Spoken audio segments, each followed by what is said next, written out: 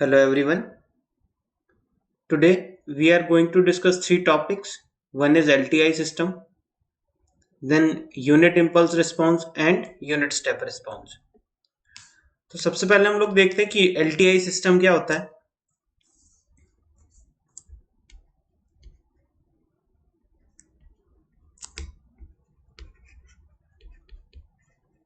So LTI system is known as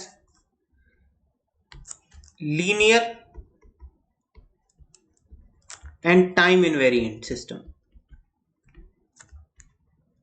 ठीक है, अगर कोई मेरा सिस्टम लीनियरिटी प्रॉपर्टी को भी फॉलो करता है और टाइम इनवेरिएंट प्रॉपर्टी को भी फॉलो करता है, then it is known as LTI system. So most of the system that we study are LTI system, and why they are known as, because they are following linear as well as time invariant property, and due to this these properties our analysis becomes easy.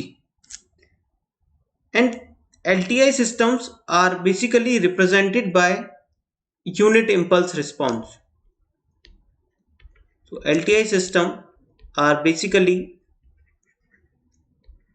represented by unit impulse response. ठीक है, हम LTI system को unit impulse response से हम characterise करते हैं. For example, if I have an LTI system, मेरे पास कोई एक LTI सिस्टम है.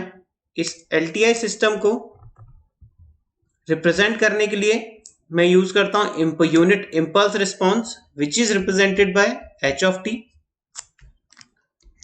ठीक है, किसी भी एक सिस्टम को रिप्रेजेंट करने के लिए मैं डिफरेंशियल इक्वेशन भी यूज कर सकता हूं.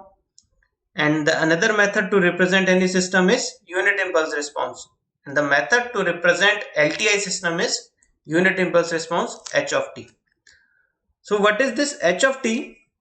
अगर मैं अपने सिस्टम पर, LTI सिस्टम पर कोई भी एक इनपुट प्रोवाइड करता हूं del of t in continuous time system or del of n in discrete time system, then output of the system is h of t in continuous time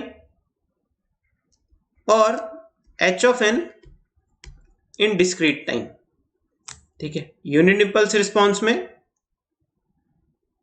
unit impulse मैंने input पे दिया LTI के, तो मुझे मिल रहा है जो output, उसे मैं कहता हूं unit impulse response.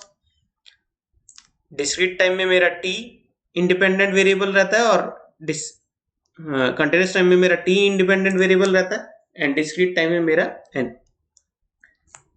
So why we are representing, question is why we represent LTI system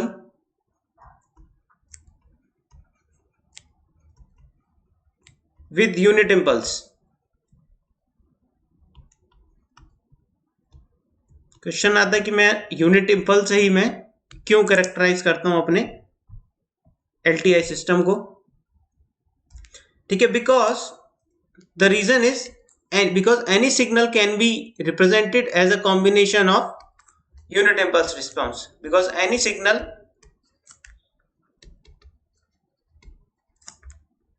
can be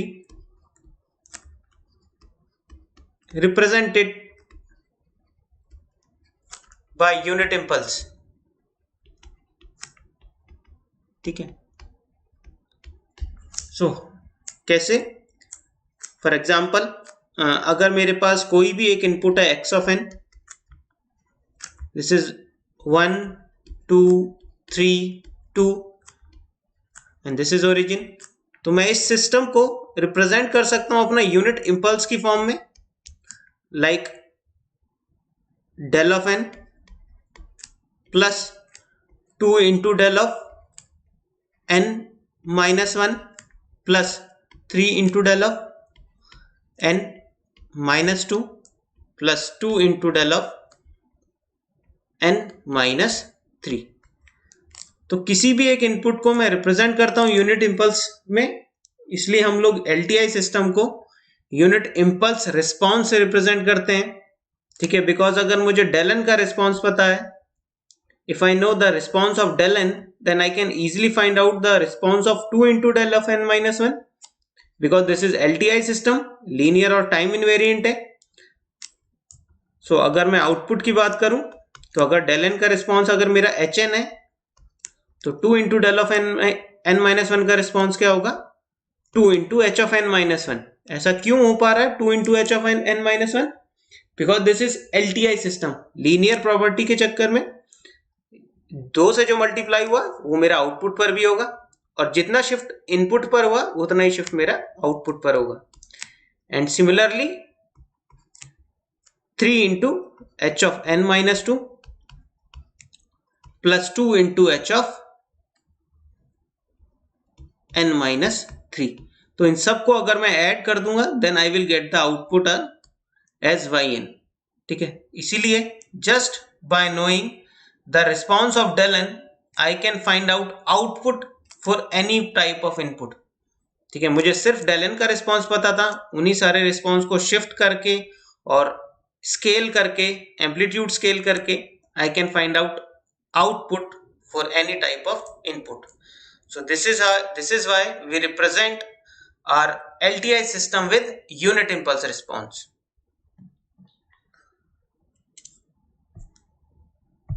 So next we have unit step response.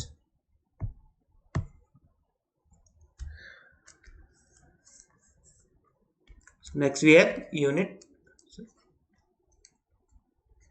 unit step response.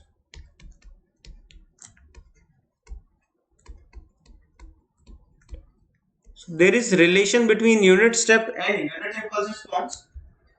अगर मेरे पास कोई LTI सिस्टम है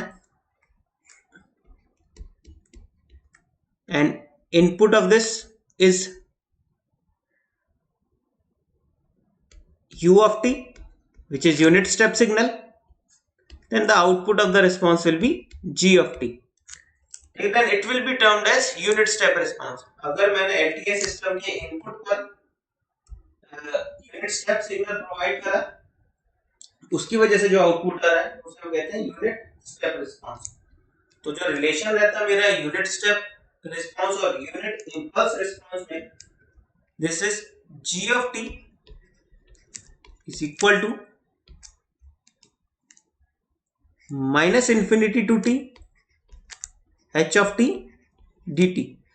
इट मीन्स अगर मैं अपने unit impulse response को integrate कर दूंगा, sorry it will be a different variable tau h of tau d tau.